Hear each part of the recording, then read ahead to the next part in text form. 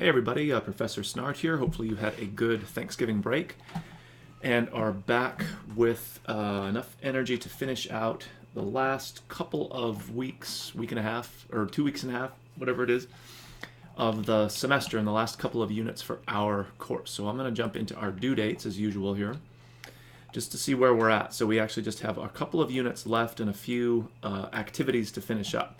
So Unit 11 is one that you might have looked into already. Okay, so it's quiz time, and I won't review all of the details here, but hopefully this is a fun and kind of an interesting way of really just looking backwards at all of the territory that we've covered throughout our various units in our 12-week term here. So you are going to actually be building your own quiz that you'll give to or make available to your fellow students. The quiz that you actually take isn't for points that I record, so again, it's just meant to be sort of a fun and creative way of reviewing the various things that we've done throughout the term.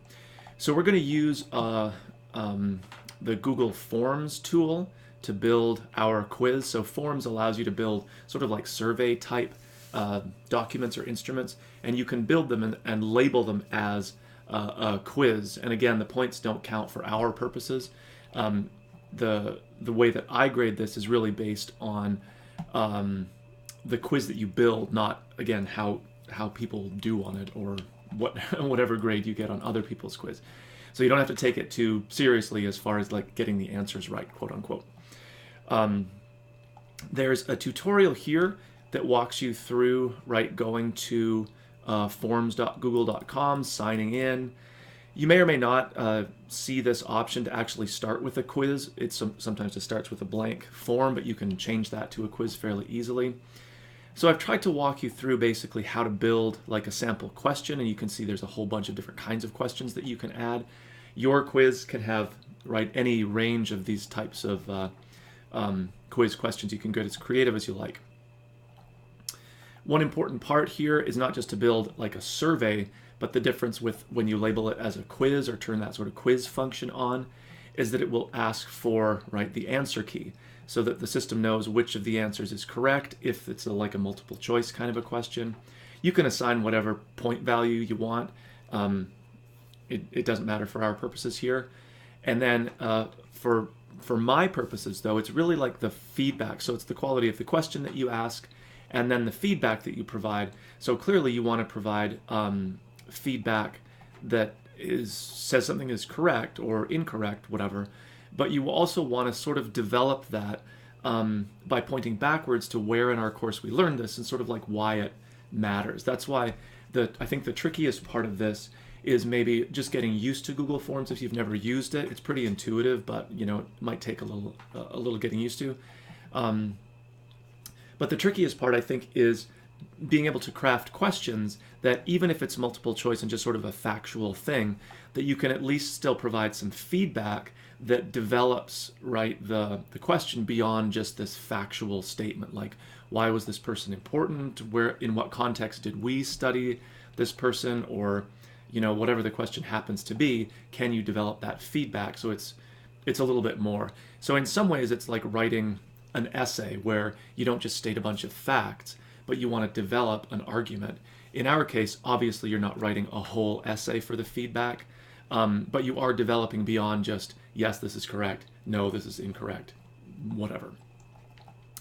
Okay, so then there's the settings that you want to use to make sure that people can actually access and take the quiz.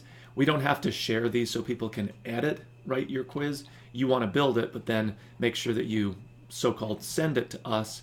It'll give you the option to grab this URL here for your quiz, and that's what you want to post in your in the discussion board up here.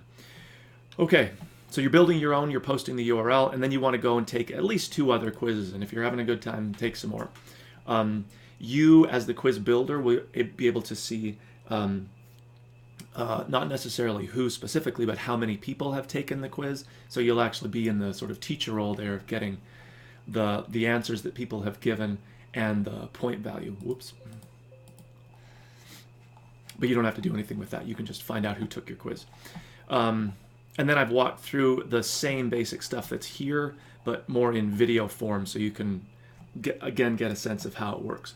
So hopefully, like I said before, you get the idea that this is just sort of a moment to reflect on the various things that we've learned throughout the term, but in a slightly more creative way than just like, what did you learn this term?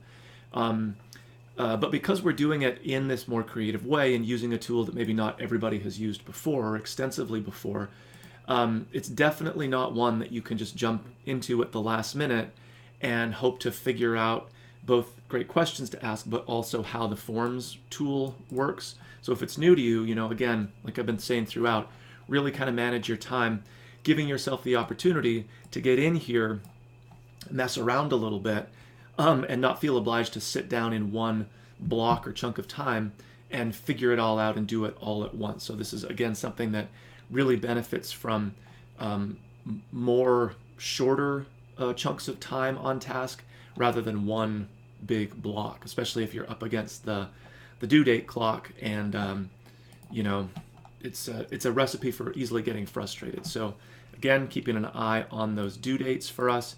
And I'm just going to jump into Unit 12 to keep the ball rolling here to give us a sense of what's on tap next. So a more traditional final reflection here. We're going to revisit our portfolio pages that we've used a couple times throughout the semester. And so you're going to build or review, I guess, or let's say, how can I put this? Connect what you've done specifically in the course from the start all the way up to, quiz time, right? To the unit 11 that we would have just finished. Connect all of that work or pieces of it to these big overarching objectives for any English 1152. So these aren't specific to our course, they're for any English 1152 class.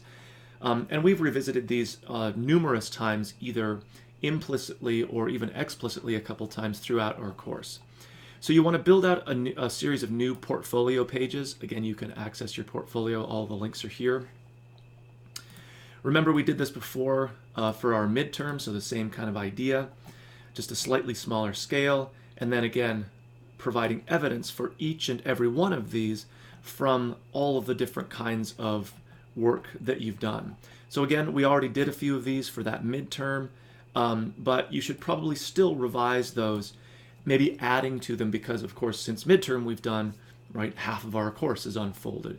So you don't want to repeat too much. I get that oftentimes these will overlap, so a particular piece of work that you might have done could touch on multiple of these or all of them in many cases. But try to pick from your work from throughout the term, so you're not relying on like one particular thing that you did as an example of covering everything, even though I get it kind of works out that way sometimes.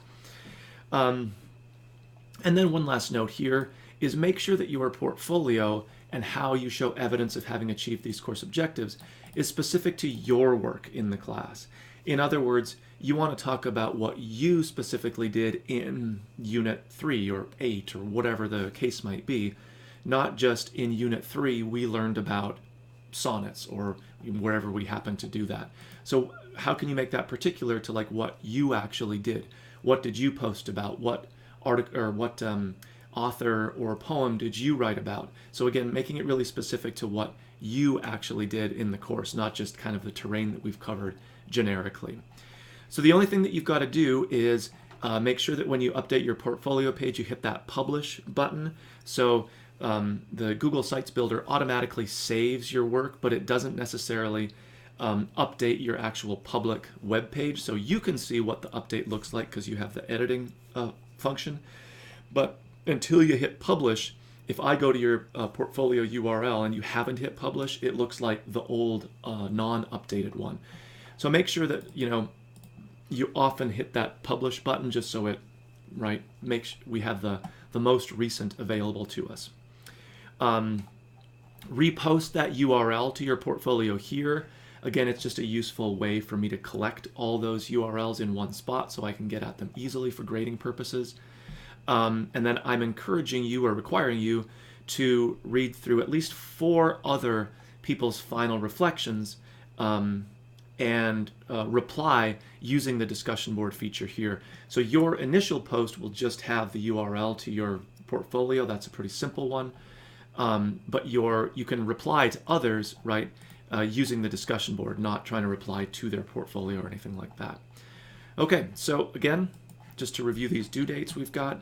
So we're working on our quizzes right now, and then taking and replying to quizzes by Friday.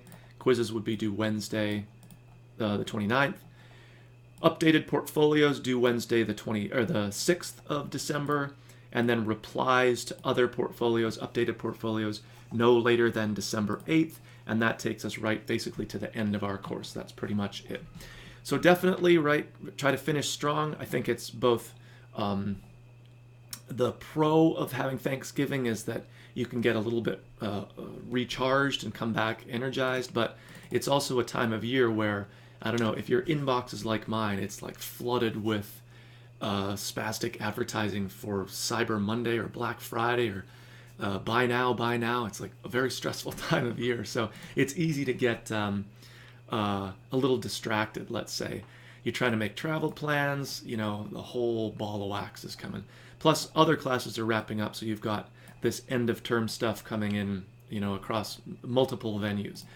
So do your best to stay focused here, the last couple of units that we've got. If you have any questions or concerns, by all means be in touch with me. And again, the most important thing is to give yourself time, especially for something like Unit 11, where you're not scrambling late on Wednesday trying to both do the assignment and for the first time figure out how the forms tool works. You know, if you give yourself time, that even if you do get stuck, there's time to reach out to me, I can get back with you, and we can figure it out. So don't hesitate to reach out, but also do your best to manage your time effectively.